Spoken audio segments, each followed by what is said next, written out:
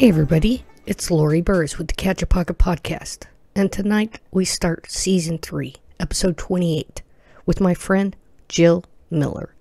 Jill is the headmistress at the Finishing School for Modern Women, and if you haven't taken a class out there, you should. You should find something that you could work on. I took one for negotiations, and it really helped me a lot in my job, actually. So, if you have a chance, look at her webpage. I'll post it here on the site and see if there's something that might fit or help you become a better you. So, we've got a lot to take on this season, and I hope to hear from you guys, and I hope to see you guys out there when we can, when we're not under COVID warnings and high levels and such. But what I do want to say is, please believe that scientists are real, and please believe that they have your best intentions in their heart, and they are here to help us with our safety. So with that, I love you guys. I know you can do this. So enjoy my interview with Miss Jill Miller, and thank you for your time and your diligence. And thank you for listening. Enjoy the show.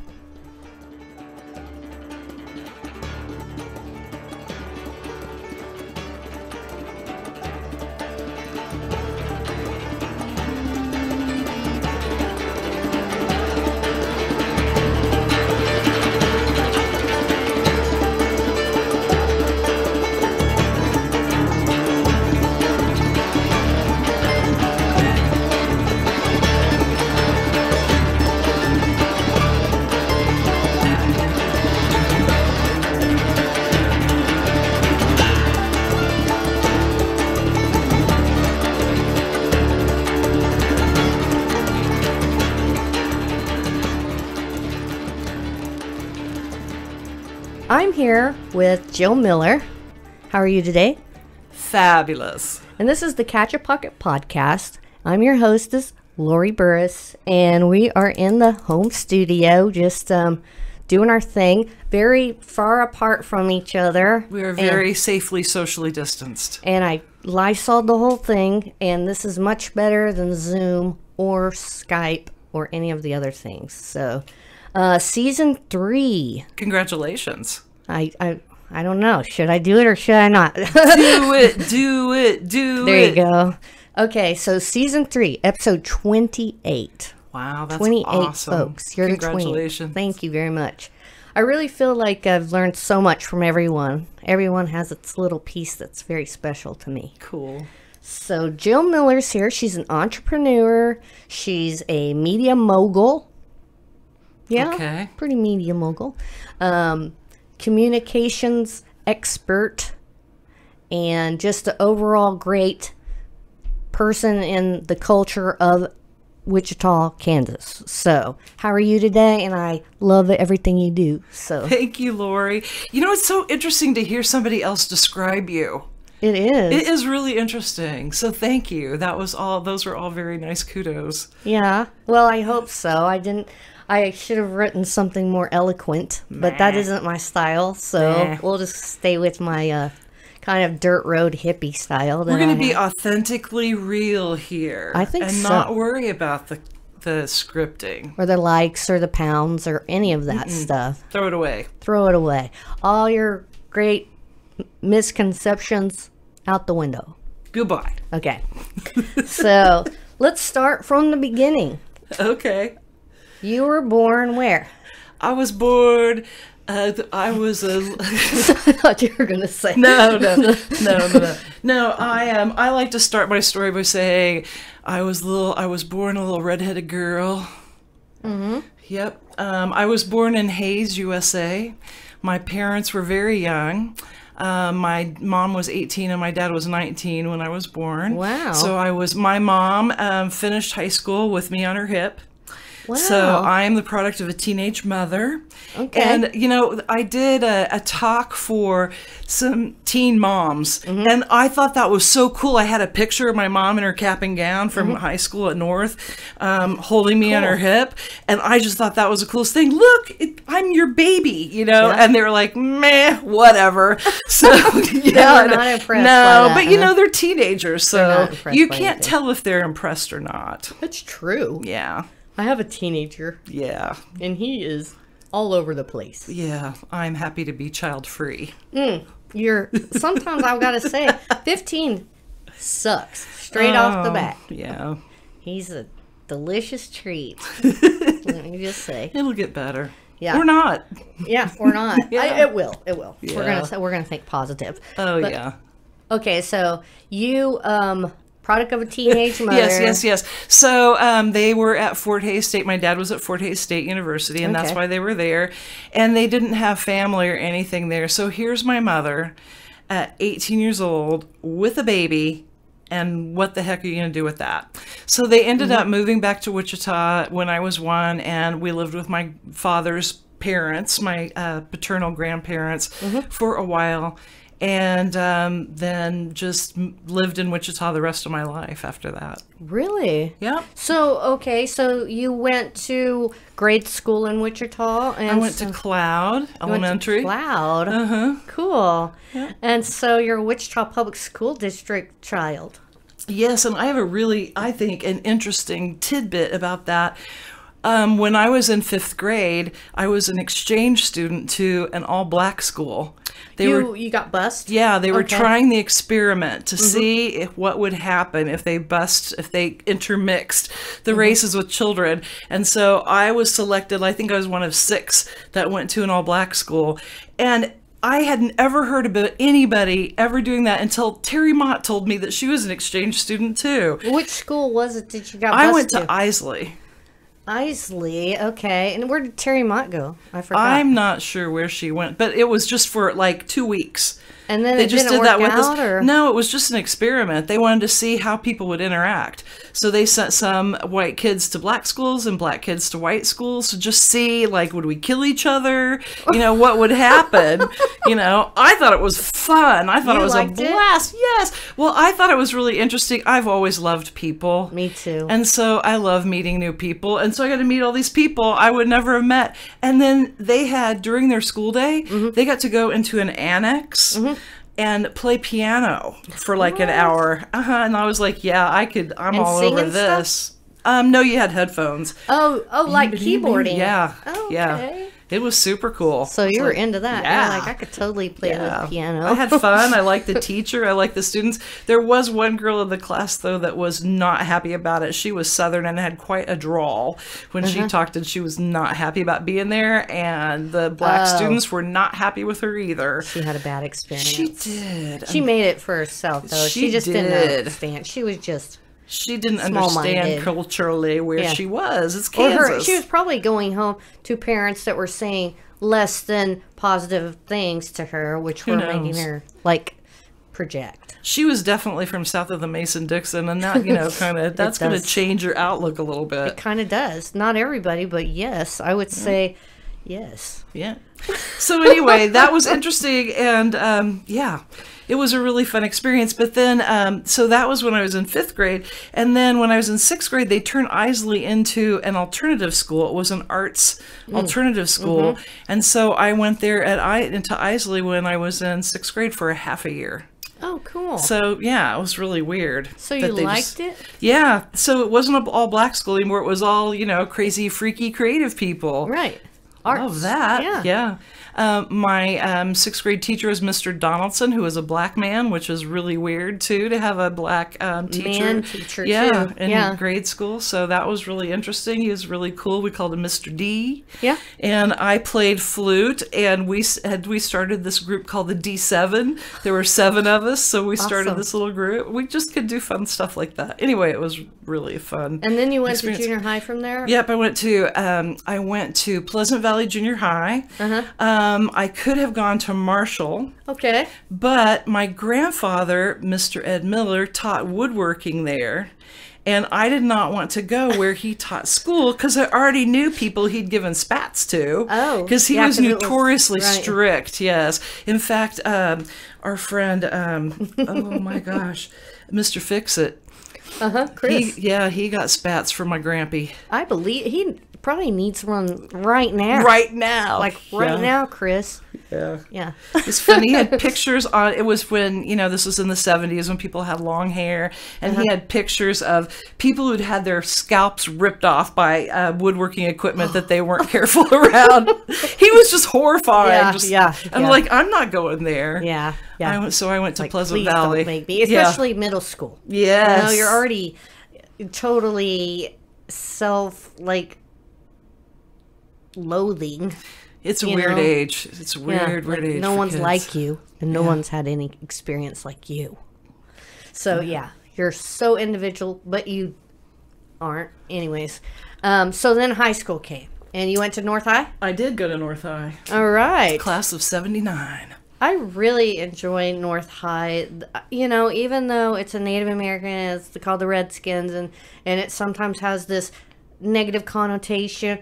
I graduated from South High, and we were the Titans, and their theme and the whole everything sucked so bad. You put a Redskin and get like guys hitting a drum and doing the war dance. Gotcha. And you are ready to play a sport. Yeah. I'm sorry, but they just, so the first time I worked for the school district was at North High. And it was in the library. And they said, we're going to have a pep rally. Will you help us watch kids? And I'm like, sure. So I'm up on the second balcony. Oh, yeah. And we used to go up there and smoke I hear pot. the drum. Boom, boom, boom. Well, there was no one smoking pot anymore. Like, this is like 92 or something. I don't know. 98, maybe. But, they start the drum and they all come in and the war cry and it was like, oh, this is what a pep rally is. Kind of gives you chills, doesn't it? Yeah, it almost does. It's like, oh, we're getting psyched up for something, Yeah. And I'm like, oh, this is much better than throwing the guy in the diaper running around. Well, that's just so sad because when you look at the mythology of Titans, you would think it would be cool, but it might be cool now. They might have like an actual mascot with a actual outfit. But we had a dude I knew with a diaper toga, carrying a lightning bolt and wearing a Caesar thing. And that was pretty much it. Okay. And they played like the marching band South High theme. Which, same one you hear everywhere. Yep. And I was just like, this is lame. Yeah. I was in marching band when I was a sophomore in high school. We had the most amazing, horrible, hot uniforms you've ever seen. They had these giant, like, bison helmets kind of thing. They were these white, furry helmets that were probably about 12 inches off your head and had, like, a black visor in the front and little, little buttons on the side. And, oh, my God, they were so hot. And then the uniforms were wool. Oh, so hot. That does not sound pleasant. It was not good. And then, like, you'd walk in the Riverfest parade for, like, 10 miles in that hot thing. Like, I'm dying. Yeah, never again. 1 year. So I you lasted did 1 year? Okay. Yeah, and Eric Kale, who is now the director at the Wichita Historic Museum, was in marching band with me as well. He played trombone. Does he have the same fond memories? Or I don't know. I don't know. He was so shy. He still is. But in high school, he's even just deathly shy. Really? And he'd hardly talk to anybody at all. Yeah. Wow. But he was so cool and so cute. Yeah, of course. Yep. That's cool, though. It's kind of nice to see people grow up and become, running things and doing things to help Wichita, and it's just so cool to me. That is fun, especially if you've grown up here and stayed here, because you've gotten to see, like, why the city is so cool is because cool people now are doing things. Right. So. And those, it does take a lot to stick your neck out and say your opinion. You know that half the people that you're talking to are not going to agree with you if you say any opinion at all.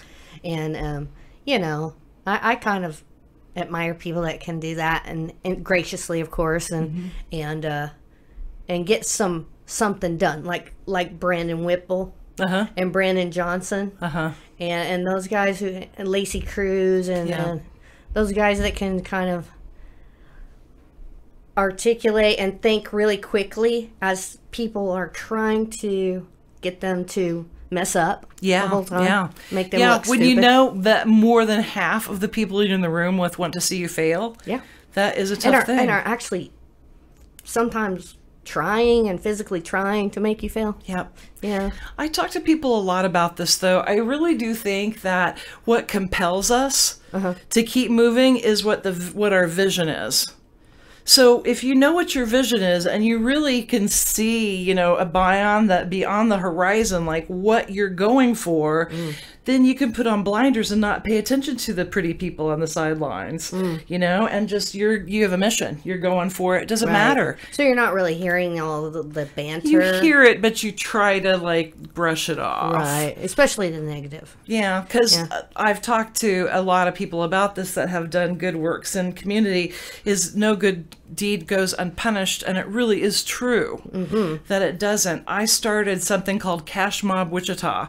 I think it was like in 2007 or 2008. I read about it online. There's a guy in Buffalo, New York, who wanted to save his local hardware store. So he started this thing where he got people together in a city and said, we're going to, during this amount of time, go to the store and spend like $30 or something like that and make 3 new friends and try to save the hardware store. Right. So I thought, well, this sounds really good. And I started talking to people about it, which was my big mistake. Because then they said, Jill, that's perfect. You should do that. And before long, I'm doing it. And I did it for like 2 years. That was really good, though, for the community. Fun. And it built up that, basically built up the queue line. I feel like the Cash Mob started the idea for the queue line for some reason. Because it was kind of based on that whole area of shopping. Sure. And it was kind of like shop local, and then like Watermark and, you know, the Ferguson store and all those nice places. And well, that's nice of you, but actually we can blame it on Ann Kiefer. Because it was really Ann Kiefer that got that started. Really? And same thing with First Friday or Final Friday, too. Yeah. She started that, too, and doesn't get credit for it ever. The dead artists do, right? Yeah. Yeah. The famous dead artists. But Kiefer was the money or the influence. She put the downtown development organization behind it. Okay. And I think that's what really she had the connections to be able to put the focus there. Yeah. She's an instigator big time. Cool. Yeah. I should get her on here sometime. I'd love to hear a story from her. She really hates public speaking, but this is more like a conversation, so yeah. This is very, very informal. It is. There's no pressure. Nope. No pressure here. So anyway, to finish my story with no good deeds goes unpunished, which I've turned into a really long story, is the first time I did one, I decided to do Delano, to pick Delano as the area. Okay. And so I went around to all the store owners in Delano and told them what I was going to do and tried to decide, like, what is my criteria going to be? Because there are so many, and I only wanted to choose 3. So how do you choose 3? So I decided that they had to be open for less than a year. Okay. And they had to be locally owned. Okay. And they had to agree to participate. And I think those were the 3 criteria. And so when I made the determination, I started getting phone calls from the people who were not chosen, and they were very, very, very upset with me. Yeah. And so I got chewed out a lot, and I said, well, here was my criteria. Sorry you didn't meet those. Right. It's interesting. With Cash Mob, mainly the object of the game was to draw attention to shop local. It was not to save any business, because I don't believe that having one, Cash Mob event is going to save a business. Right. But it was certainly a fun, interesting experiment. Like a good, fun experience, but also it taught you a lot about human nature. Kind of. Yeah. I love people, so I'm really pretty forgiving of, but also, after we had the conversation, everybody was cool. So I'm like, here's why I did this. I just explained to them. Exactly. Yeah. All I can do is, the job I work at, I do bids, and sometimes people get mad when they don't win the bid. Oh, yes, they do. And so it causes me to have to do a lot of other work to show them why or prove that I was being fair and, and so it's all about ethics and fairness and documentation. And transparency. Yeah. And so as long as you put that out there and they can go, Lori, why didn't you pick me? I had the better thing. And it was like, well, they wanted just this one thing. But you said I could go ahead and bid it. And I said, but I wanted them to give their choices. It's a committee. It's a committee that makes those decisions too. It's not like it's you, like, I'm going to choose you. Yeah. Isn't it a whole committee of people that make that decision? Yeah.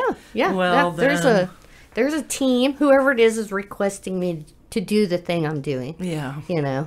So yeah, I feel your pain on that, because you can really get like cord and stuff like that. It's really hurtful. Like it makes you have to like really have meetings with your boss and lawyers. Yeah. I bet. Yeah. I've tangled with some of those people that you've had to deal with before. Yeah, I'm sure. In consulting business. I am sure. Woo. Anyway, they're just trying to do their business too, so you can't take it personal. No. All right, so we got to high school. And then you decided to go into college? Well, okay, so when I was in high school, I wanted nothing more than to get the hell out of my parents' house. That needed to happen ASAP.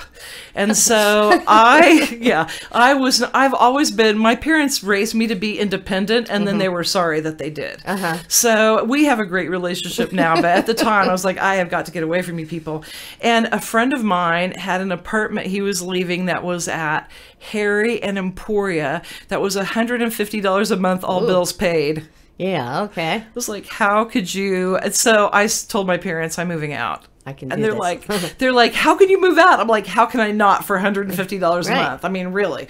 And so, so I decided I just wanted to go work. And I, since I was a little kid, I always knew I wanted to own my own business. I didn't know what it was, what I wanted to be, but I wanted to own my own business. So, so I always wanted to work. So I ended up working at Payless Shoes. Okay. I was a manager trainee at Payless Shoes.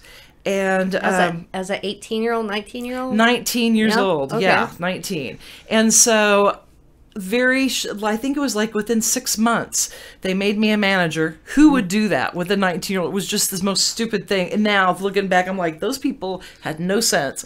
So they put me in the store at so I went out of business. Yeah, at 21st and Oliver. Yeah. And it was probably about a 98% black clientele. Sure. And everybody I worked with hated black people so much that nobody wanted to go to that store. And I'm like, I don't care. I'll go. Right. I loved things about that store. Right. Like that was the time when Celebrate, that song, Celebrate Good Times, come on, and We Are Family. And those songs came out. And when those songs would come on the radio, it turned into like a dance.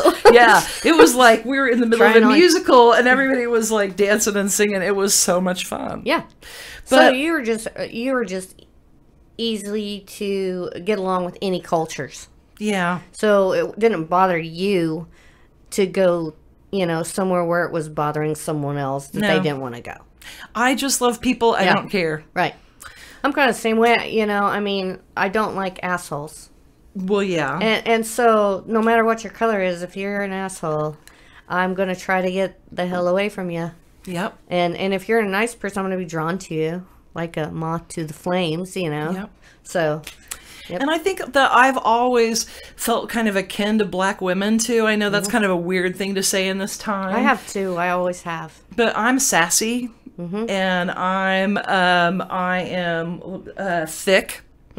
And so, I always felt like, wow, if I was a black woman, I would have less problems with people thinking I should be a patriarchal Barbie. Right. I can totally get that. You know? If I were black, I wouldn't have to be a patriarchal Barbie. Is the way I look at that kind of ideal womanhood kind of, if you're a white woman, you're supposed to be blonde and curvy and skinny. Right.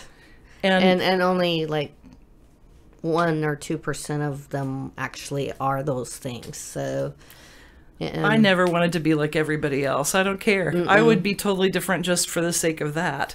But yeah. So I've always really felt akin to Black women, and it's given me a lot of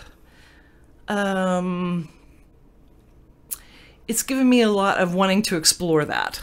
Okay. So it makes me curious. Okay. So, and getting to know people. And you know what I love about being a creative too? In the creative crowd, and I've always thought of myself as a creative person. Yeah. We don't care what people look like. We don't care how people self-identify. Right. We don't care anything about that. Are you creative? Because if you're not, then you're a piece of crap. And, you know, we don't care what you look like, but if you can't create very well, then that's how you get spurred. Right. It could be. That could be the thing. You know, if you're not earning your own or contributing your juices to the flow, then you're out. We've got places to go with this, you know. And it goes and it ebbs and it flows. But here in Wichita, there's a great creative community. You're a big part of it. So where did After Midnight come into that? Well, I did end up going back to college. I managed the salon all after I worked at Payless, which I got fired at right away, of course, because the customers were stealing from me, the employees were stealing from me, we're getting held up at gunpoint, all this stuff. Yeah. And so I had no control of the store because I'm a 19-year-old person, right? Right. So I left there and went to the magical, mystical world of the Hair Force. Okay. And that was a hair salon. That's where, like, the owners of Planet Hair came from. Sure. And so we were very, very avant-garde. We'd had like crazy colored hair then in the 80s. I worked there all of the 80s. And people would walk in and go, holy shit, and see how we looked, and then they'd turn around and leave. Really? Oh, yeah. It was hilarious. But so we had like the punk rockers. Kind of. You know. We were more new wavy. But I was, in my personal life, more of a punk rocker. Okay. And then the punk rock crowd didn't like the Hair Force, or the Hair Force crowd, because they were new wavy, and it was just, it was crazy. It was so, the 80s were so much fun, though. I had such a great time. Yeah, that is fun. Yeah. That's fun to even hear about. Yep. So, so when I worked at the Hair Force, we had these fantastic fashion shows. That also is where Art Aid came from. Okay. Doing all those fashion shows is what Todd, really, that owns Planet Hair, loves doing. And he so, still does them. Yeah, he does. And he's always fabulous. He's got so many great ideas. I wish we'd do Art Aid again, but he says no. But anyway, it was a lot of work. A lot of work. I volunteered. It was really cool. It was. I worked with Art Aid for 20 years. I volunteered with Art Aid for 20 years. So at the Hair Force then, I met Terry Mott and that whole crew of people.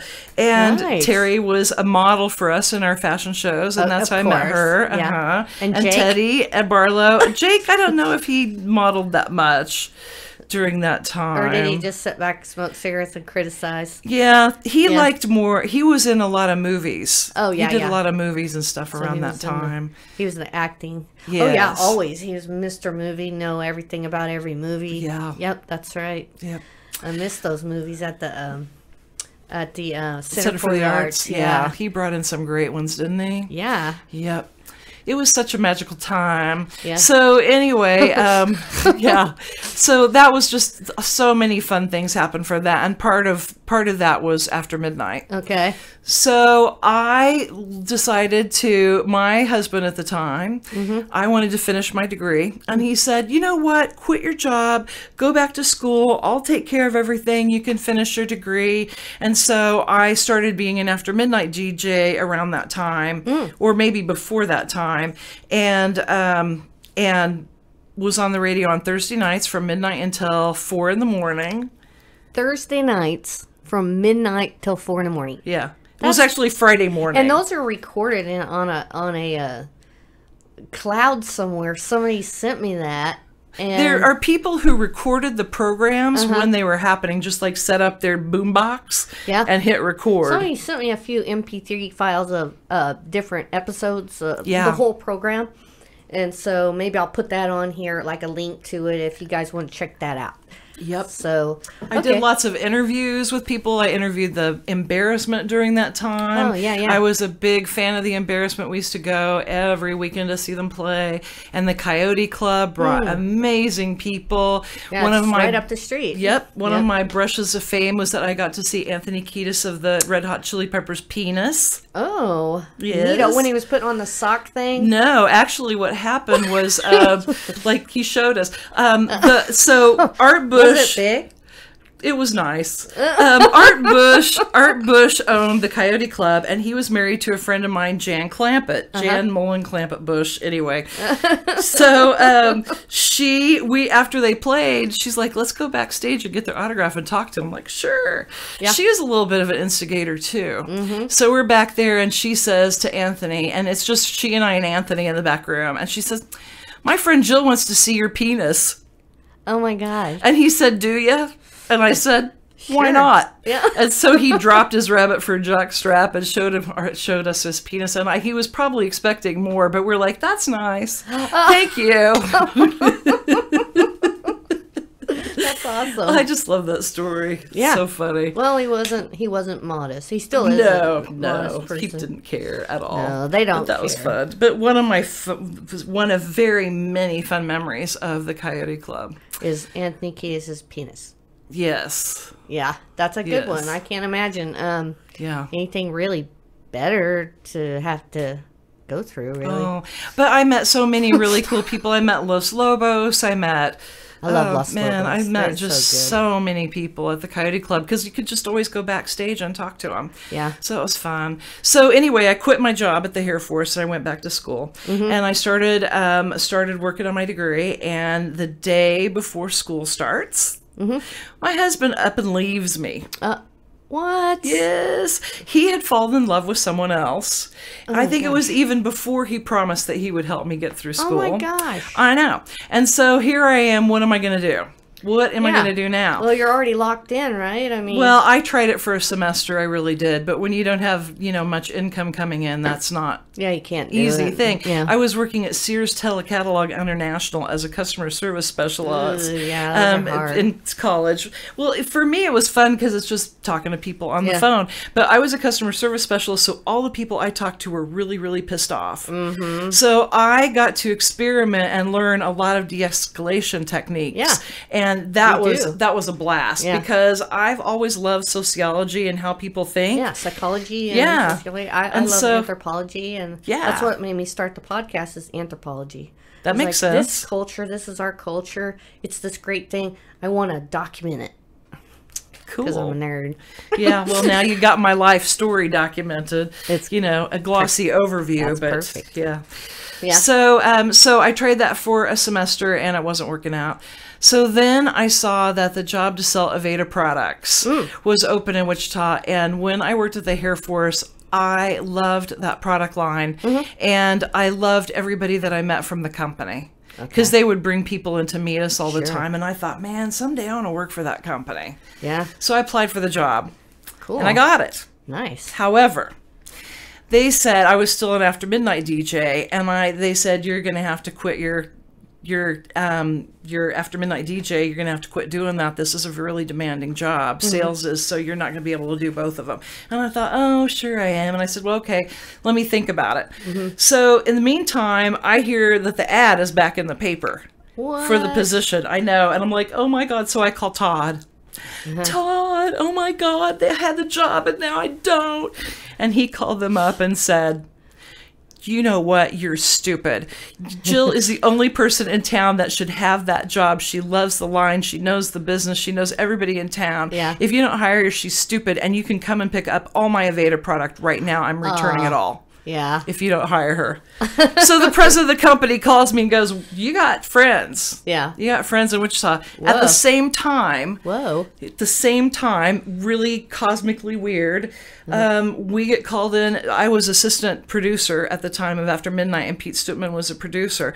Pete and I get called into the office of the station manager where they tell us that they are canceling the program as of now. Done. You're gone. So you didn't even have to quit. Nope. And you didn't have to let anybody down. Nope. So that was amazing. Timing is everything. Yeah. So what happened? Like, what did you feel like when that happened? Did you go take Todd out for dinner and then buy all his drinks for nights? Todd and I have been good friends. Todd and I have been really good friends since like 1980. And we still are really good friends. Yeah. And so it's just kind of what you do for your friends. Yeah. And I didn't ask him to do that, but Todd is one of those people who are so fiercely loyal. You're like lucky to have him as a friend. Yeah. Because he will cut a bitch for you. That's awesome. Happily. Oh, man, I need a friend like Todd. Yeah. He's great. I feel so fortunate. how long did you work with Aveda then? I worked with Aveda for 8 years. Okay. So they liked you a lot, and they must have been like, good thing Todd called. Well, I'm super driven. That is just how I'm wired. I like to make things happen, and I don't mess around. Heck yeah. I also really believed that if I could help the salons I worked with be more successful, that would help me be more successful. Right. So I did a lot of consulting because I'd managed a salon for 10 years. Okay. I did a lot of consulting with them. I did a lot of teaching. Like, here's how you sell. Here, boys, here's how you put makeup on people. You know, I did all kinds of classes for them, and I found out that I love teaching. I love it. Right. So, found all that out through Aveda. Also, the people I met with Aveda were just amazing. When I had to go to Minneapolis for a month for my training when I got hired, which was really weird because I had just gotten divorced not that long ago. Get in your crappy car and drive to Minnesota, you know, and live with these people you've never met before in this tiny apartment for a month. So they put you all up in like an apartment house? Yeah, with cheap ass rented furniture. With in the middle of nowhere. There was no place to eat. There was nothing to do. It was cold. It was wintertime? It was the fall. Yep. In Minnesota? Yeah. But they always put us up in that apartment when they sent us there because it was cheaper than renting a hotel. Right. For everybody. And it was really crappy. And it wasn't Aveda per se. It was a distributor for Aveda at the time. So anyway, but it was an incredible experience. Like Aveda products. Everything, always. It was just, you were in Aveda heaven all the time. And the stuff that they trained us on so much. It changed my life. They trained us into all kinds of different new ways of thinking. They taught us neuro-linguistic programming, which is how the brain works. Whoa. They taught us how to sell. They taught us how to teach. They taught me so much. Right. And I loved the company. I loved the people that I worked with. I am super duper I'm a true believer. I'm a Jehovah Witness when it comes to Aveda. Yeah. I love it. And so I was dedicated. Right. And I loved it. So, but I worked, it was 60 to 80 hours a week really easily. Whoa. And I traveled a lot. And after about 4 years of that, I became a sales manager. So then I started going to Minneapolis about once a month too for more training. But not in the apartment anymore. No, and then they put us in the hotels. Thank God. Thank God. And you know, you made such good friends. You only would see each other when you traveled in together. So it was like, oh my God, and you'd room with the same people. Right. So they were like-minded people because they were doing the same thing and they're kind of same mission, you know, same idea, everything made from plants and flowers, you know, all that. We're super duper into it. And it's funny, people used to think of us as a cult, and we'd always wear black, and for some reason our foundations would be really, really light. So we were like really white and black. It was interesting. Kind of like a stagehand in a way. Maybe. But again, it was like this magical time and place. And so I loved doing that. But I got married again during that time. And during that time, my second husband said, quit your job. Oh, no. Go back to school. Finish your degree. I'll help you out. Yeah. But this time it worked. Oh, good. And this time I did get through and finish my degree, and felt really supported through that. So that was great. Yeah. It was in 2000 that I finished my degree finally.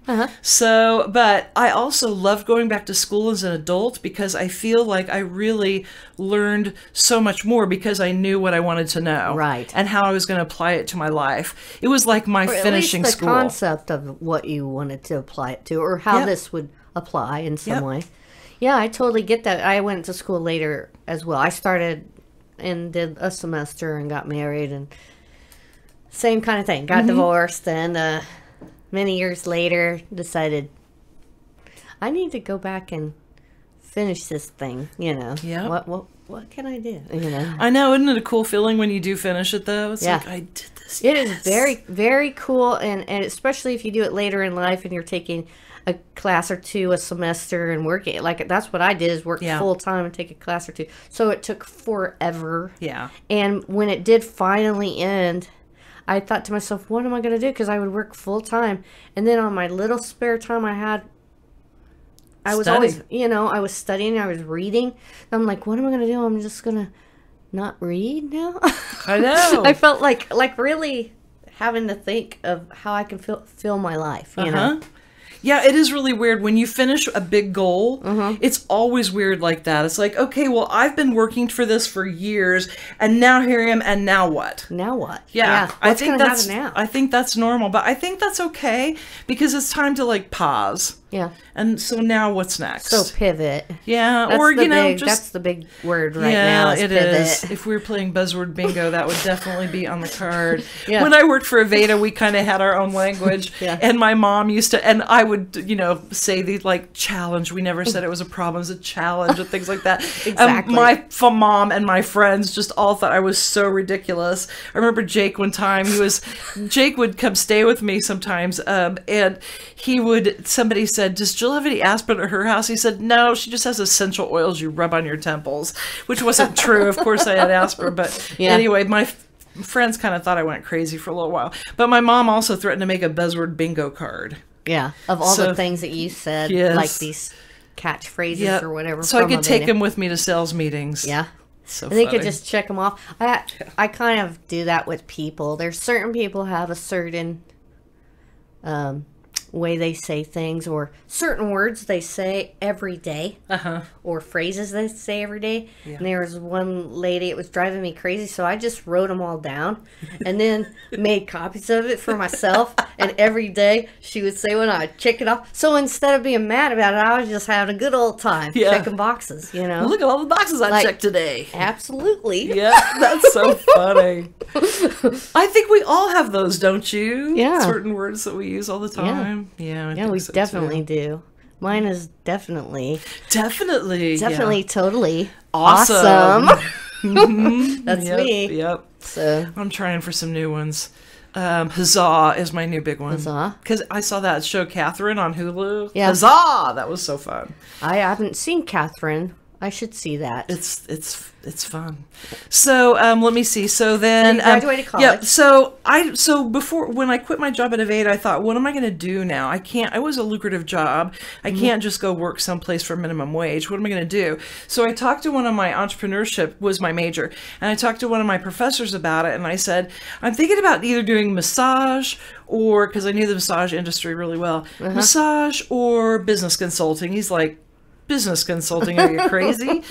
So I went to some of my clients that I had worked with when I sold Aveda and said, this is what I'm doing now. And there were a bunch that said, yay, when can you start working with me? Really? And Planet Hair was one of those. Nice. Yeah. And I helped Planet Hair open when I wrote a business plan and helped them open when I was working for Aveda. And so you're helping them not only with questions and fielding media, but you're helping them actually with the bank loans and things like that? Yeah, what I do, 22 years now, I've been doing business consulting. Isn't that crazy? And great. So what I do is I help people, if they need to get funding, we write a full-fledged business plan. Okay. Because you have to really have that to show the bankers, so they know how you're going to pay them back and what your plans are. I think it's a really good idea to do anyway, but when people are self-funded, a lot of times we'll talk about all those things and work through a lot of those things, but we won't like type it all up. And you are the person who types it all up. Actually, what I like to do the best is be the guide on the side, and the person I'm working with writes their own business plan, and I help them, and I edit them, and I tell them, we talk about what their strategies are going to be, and then they write it up. Not everybody can do that, and so for people who can't, I will do that for them. Or give them a template and kind of let them go from I there. have a template, but I don't ever give anybody my template. Because I've done that before, and then they're like, thanks for the gumball, Mickey, and they're gone. Oh, yeah. You know. I imagine so, yeah. Yeah.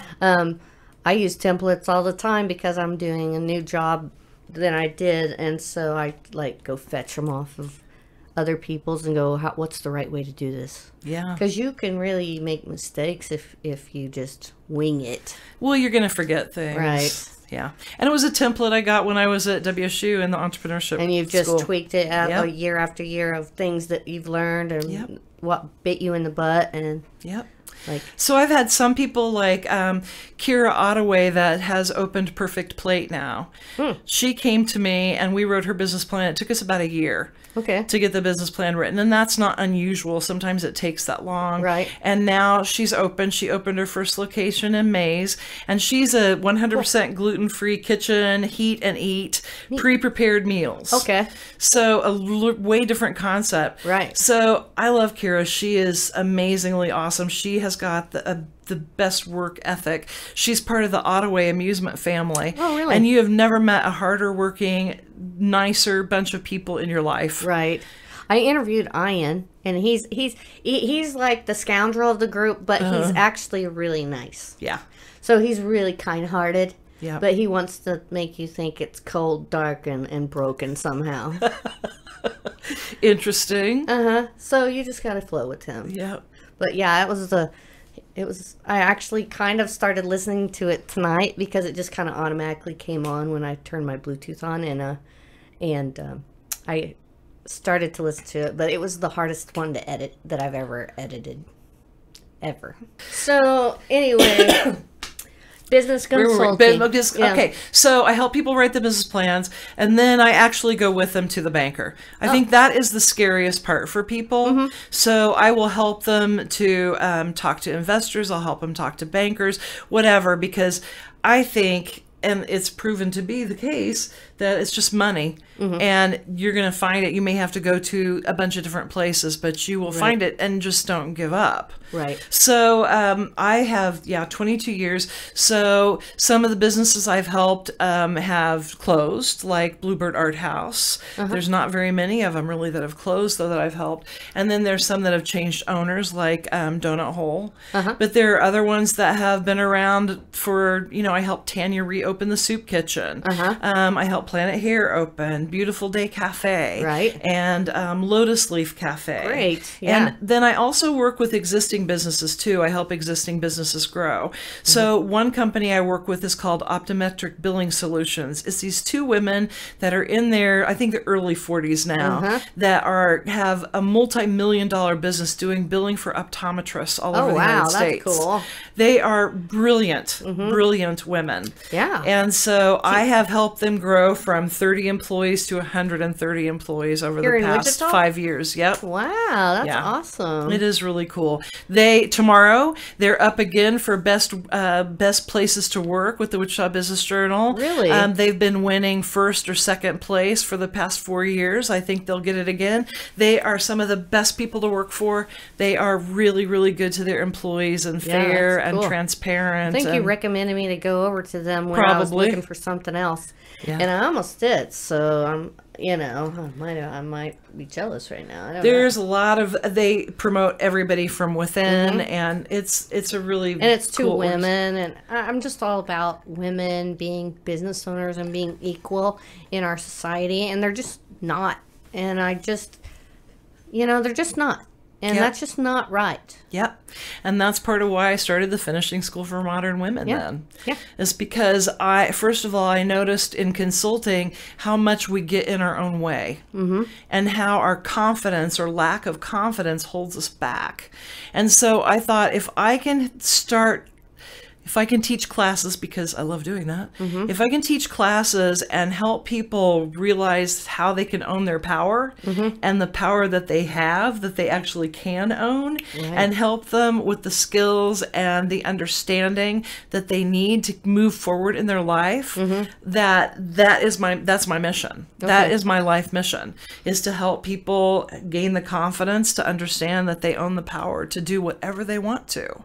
Yes, and that is such a good, positive, and pure mission, Good for you. It helps me with everything, whether it's consulting, whether it's the finishing school. I teach entrepreneurship in the arts at Wichita State now in the fall. Wow. And so that's what I try to do with my students too. Is get them pulled into a place where they understand their own potential. Yeah. and what they can contribute to society and in general, the earth, you know. Well, and I tell them all the time, too, I really believe that people deserve to make a living doing what they love. Right. We spend too much time in our life working. And so if we're not loving what we do, why do it? Right. And I've been so fortunate in my life, and that's what's kept me in Wichita, is I have been able to do these incredible projects, whether it's been what I've worked or what I've done volunteer work for, because I was with Art Aid for 20 years. I was with Friends of the Wichita Art Museum just recently for 6 years. I was the chair for 2 of those 6 years. Oh, wow. Now I'm on the board of Black Women Empowered. Oh, cool. So volunteer is very, very important to me. Yeah. So being able to work with all these different and be involved in all these different projects that were so amazing is what has kept me here. And watching Wichita grow from the things that you're doing has to be a positive thing that you pull from it, you know, like it's kind of hard to take. It's kind of hard to take credit for that kind of stuff. It really is for me because I'm doing what I can. You never know what impact you have on people, but I'll tell you what, the universe sends me messages all the time. I was walking in Sam's one day and this woman just stopped me and said, "I read your blog and I love it." I never met her. I went through Popeyes last week, the drive-through. I get to the drive-up window and this young woman's like, "Oh my gosh, I can't believe it's you," and went serious fangirl on me. And that's just so weird though. Yeah. Because I'm just living my life doing what I'm trying to do. But I put myself out there so much. Sure. Because a lot of what I have to do is self-promotion. Right. And promoting others too. And so I really put myself out there.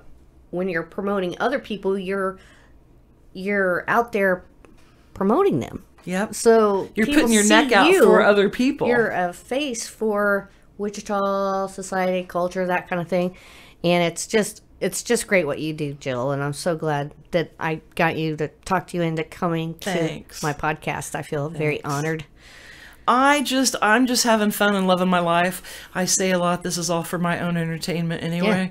And so while I am doing things that I hope will help people, it's really helping me. Right. And the interesting thing about the finishing school for me is that I started the finishing school right after I got divorced for the second time. It was a really hard and painful divorce. I was married for 24 years the second time. Yeah. And it was really bad.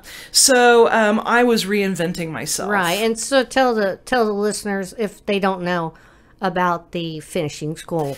Okay, please. So the Finishing School for Modern Women is a place where I do classes on all kinds of different topics, whatever craziness I can come up with. And a lot of the topics have come because it was something I wanted to work on within myself. Yes. So I've got classes on how to say no, because I'm really suck at that. And and how to, I have got a really great class I do with Janet Federico, Transitioning Trauma. That's all about how to move past trauma.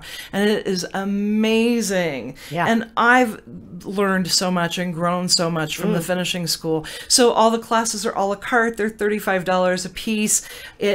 I have really cut back on how many classes I'm doing, especially right now.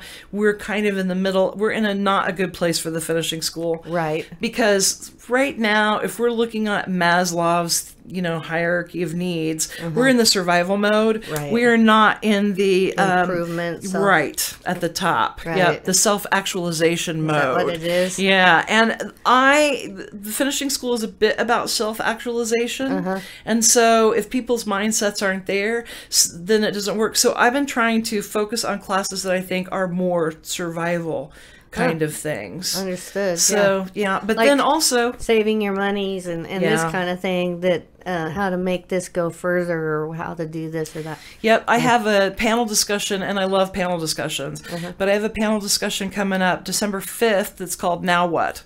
So for people that are at a crossroads in their career for whatever reason, whether it's COVID, they think they want to retire, whatever, and so I have 3 panelists that I'm going to use for the class, and it's her name is Tracy Adams. She does wealth management.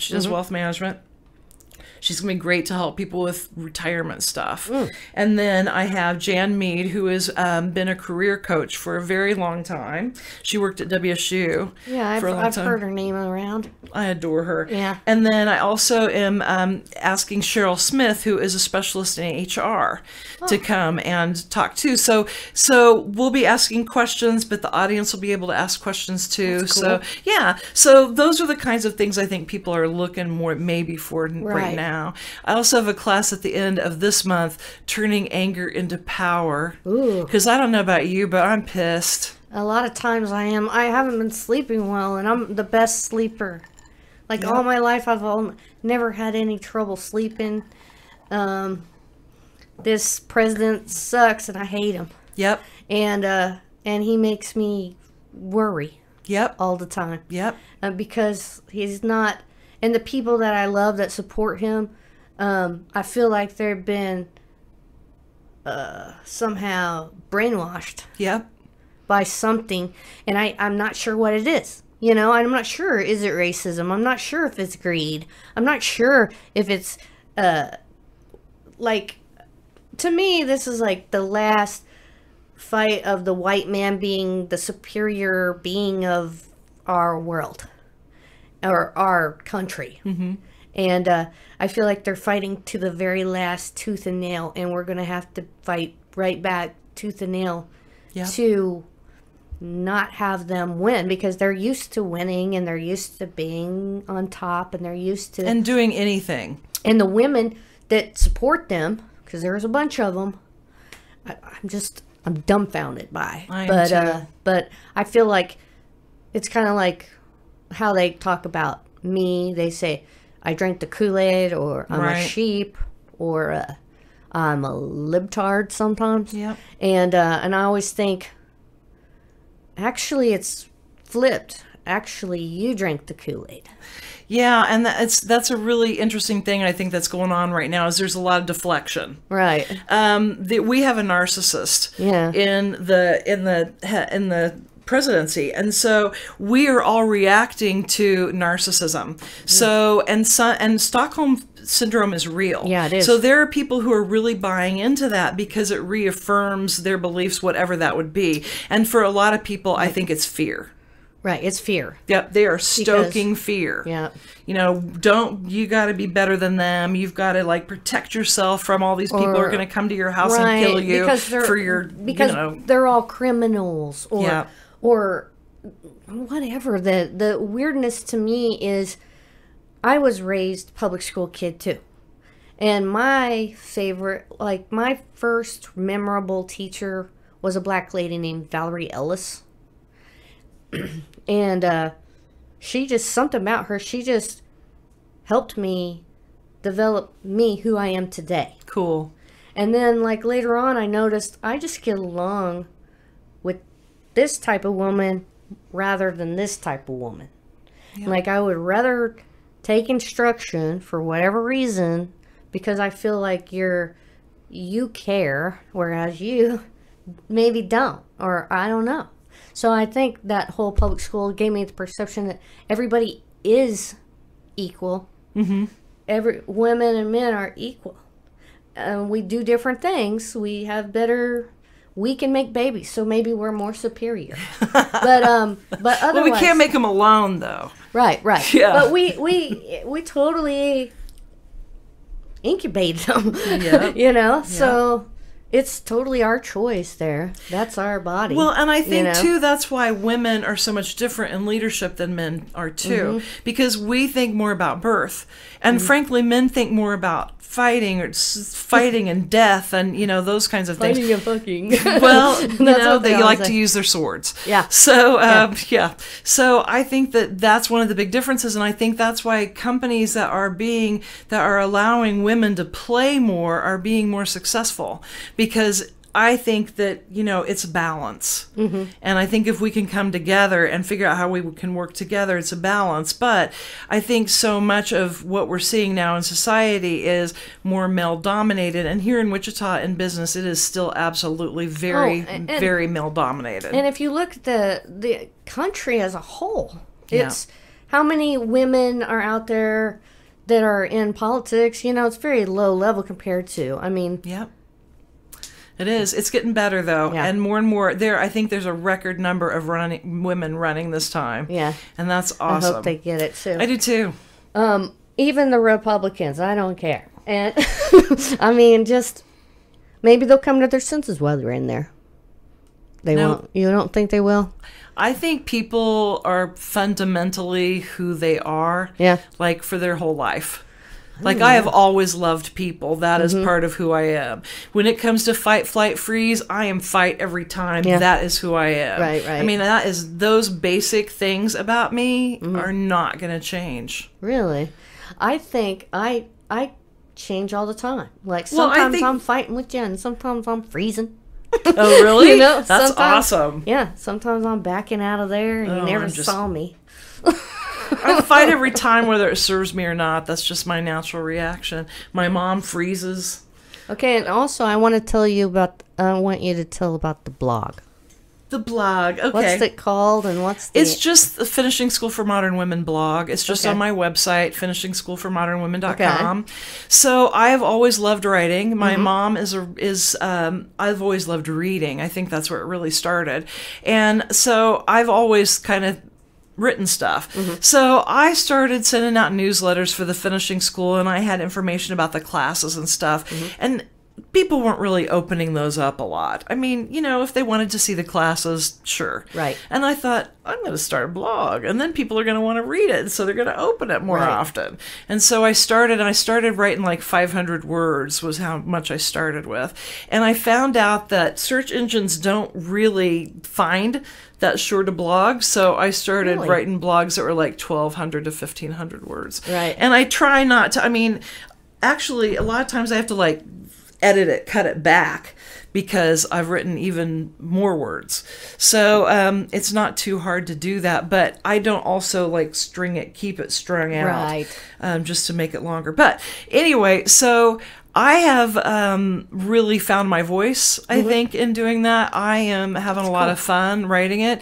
I've won some awards for doing that. I won 3rd place nationally with the National Federation of Press Women. That's cool. Last year, yes. Last year, 2019. Actually, it's this year, 2020. Ooh, okay. Yeah, we didn't have our conference, so it seems like last year. Everything, 2020. So weird. But, yeah. But, so anyway, I write of whatever is in my head. Really? And sometimes that can be hard because what's in my head could be controversial or maybe something I don't necessarily want to share with people or that kind of thing. But I find every time that if I'm trying to write something else and something else is in my head, I have to write that first. Okay. And a lot of times that'll end up in a blog, whether it's really super vulnerable or not. And I've written about a lot of things that were like pushing that publish button, that send button is like, oh my God. Yeah. But those are the ones that I always get the most response to. And I always know if I cry when I'm writing a blog, that it's going to be really good. It's so ridiculous. Because somebody else feels like me personally, I'm empathetic to people. And I'll if you're crying when you wrote something, I'll probably cry and reading it, for sure. Because I can feel that. And a commercial sometimes, like the dog got saved in the fire in the house, and I'm oh my God, that's so sad. I'm the biggest crybaby. I've helped for the past 2 years. I've helped line up the speakers for the Women's March, which is so much fun. I love doing it because then you get to like take people that nobody ever hears from and put them on stage, and they're flippin' genius. Yeah, it's anyway. That's been so much fun. There was a young lady that was like 14 years old that spoke last year, and I'm getting chills just thinking about. She was so powerful and so awesome. Oh my God. So Women's March. Yeah, so this year, I love having music opener. And we were at the Wave this year because it's cold in January. So we had a gospel quartet of women start. Whoa. And I just sat there and cried. And my friend Mary Dean, who is an elder in the Black community, and she's the president of Black Women Empowered, she asked me to be in that with her. She's like looking at me and going, "You are the biggest crybaby I've ever seen in my life. What are you crying about?" And like the speeches, I'm like crying. I'm like just crying through the whole thing. Yeah. Yeah, I can cry. But I cry more about being touched by things than I do about being sad about things. Me too. Though the only time I really cry when I'm sad about stuff is funerals, and I always cry at funerals too. Yeah. I can barely know you and cry at your funeral if your mom comes up and says some words about you, or you know, if anybody's lips tremble around me, I'm trembling too. I'm like reaching for the Kleenexes because I know it's getting ready to happen. But I think that's a really good thing. One thing I teach a lot at the finishing school is that there are no bad emotions or good emotions. That all emotions have a purpose and they're here to teach us things. And so really honoring and paying attention to those emotions, whether they're painful or whether they're fun, is really an important part of life. It is, but in business... Well, that's what I love about working for myself, because I can sit with my client and we can cry. Yeah, you guys can cry it up. Yeah. But when I'm sitting in the middle of a Teams meeting and we're trying to do, right now we're doing a new system and we're testing it, and people will just go, hey, why don't you drive for a while and we'll just tell you what to do. And so you've got to be laser focused and, okay, I'm doing that now. I'm doing this. Okay, where did you find that document? Because I cannot find it. You know what I mean? A lot of pressure. But some people break down during that pressure. Yeah. And if you want to go further or not be laughed at later, you need to keep your shit together. Yep. And we talk about that in the turning anger into power class. Cry later. Yeah, if you can, but not everybody can hold that back. Yeah, that's true. And we talk about that in the anger, turning anger into power class, because you can't hold that anger inside you all the time. It's not good for you. It's not good for you. And so how are we going to find that, and how are we going to take that anger and turn it into something productive?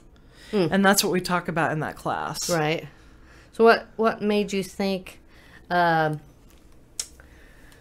made you think of that lesson? What was it that you were going through that spurred on that lesson? Like, did you have a lot of anger and you're like... I'm a fiery woman. You're I'm a redhead. I'm Scottish heritage. Yeah. I'm just fiery. Yeah. I'm, fight, freeze. I'm fight, Yeah.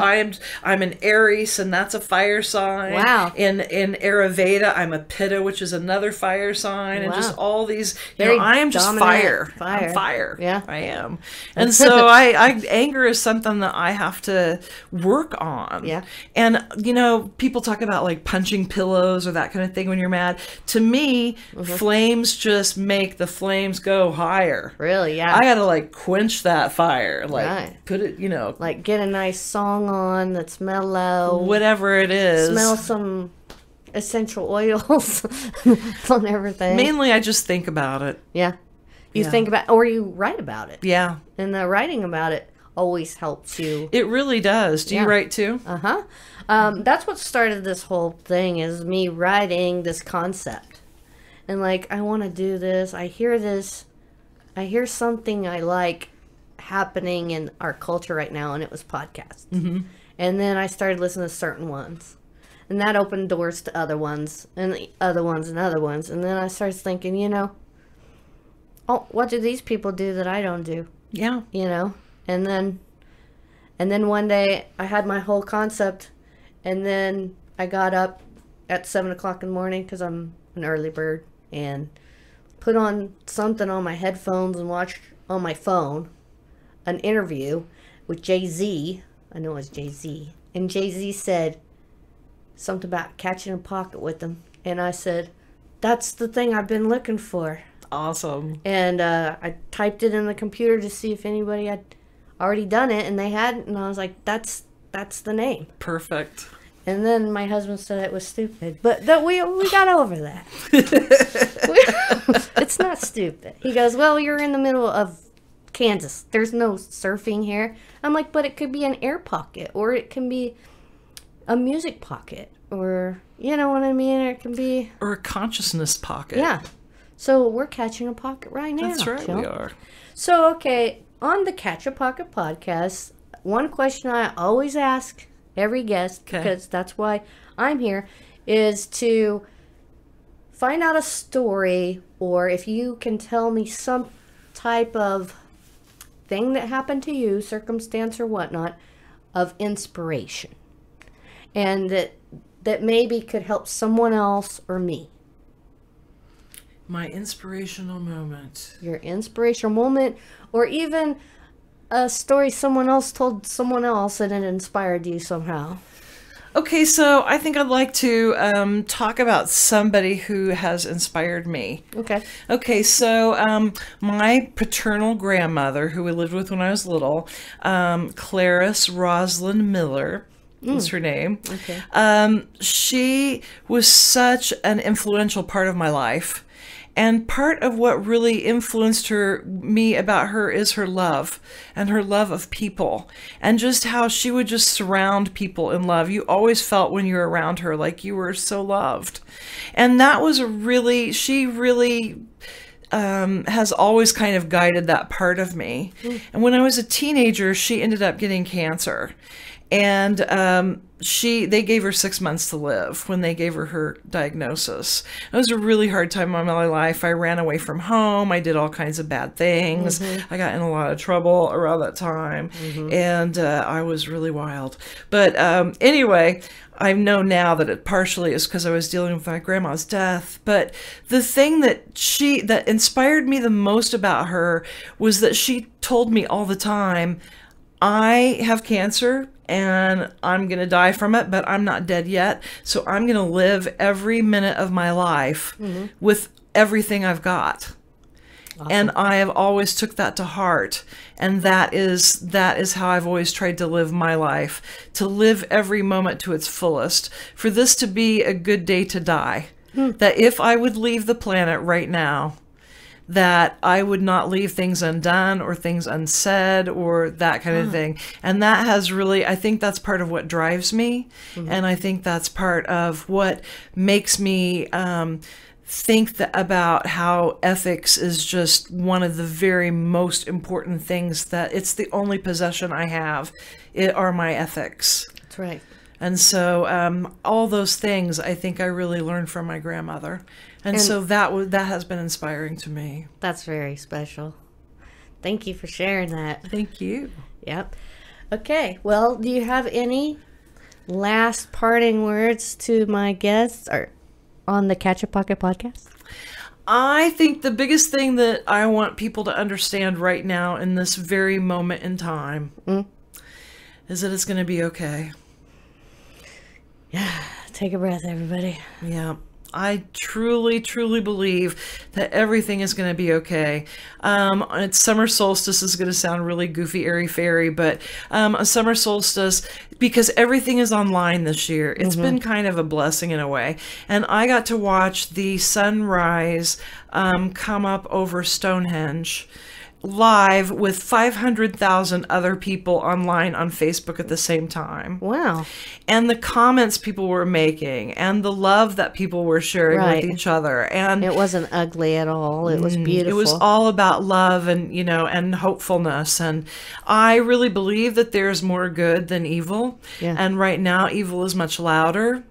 But I really do believe that everything's going to be okay. But I think that we also have to keep working toward our own missions, not let people distract us, not let the voices of dissent distract us from what we know is right and what we know we need to do. So I guess that's my final words of wisdom for you. Well, Jill Miller, thank you for coming. Thanks for coming on the podcast, and just thanks for being my friend and being a great person. Thanks. And I really appreciate you catching a pocket with me tonight. Thank you, darling. Ditto. All right. All right. Thanks.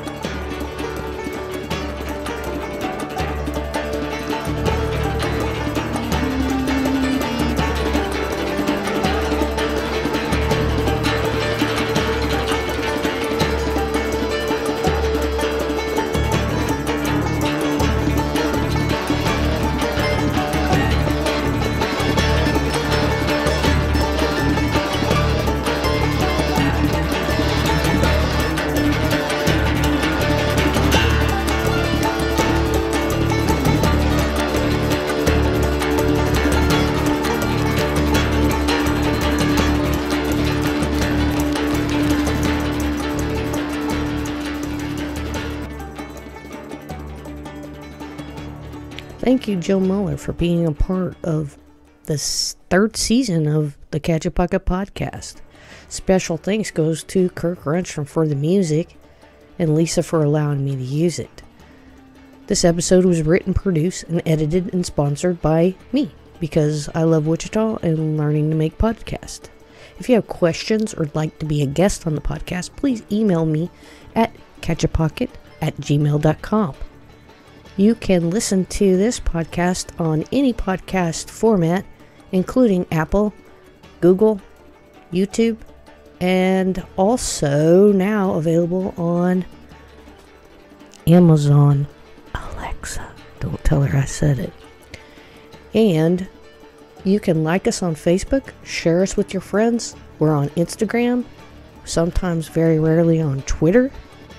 And we love to get some more friends and likes and views. I'd also like to thank anyone who supports this podcast and takes the time to give it a listen. I hope you all catch a pocket you can be proud of. See you next time.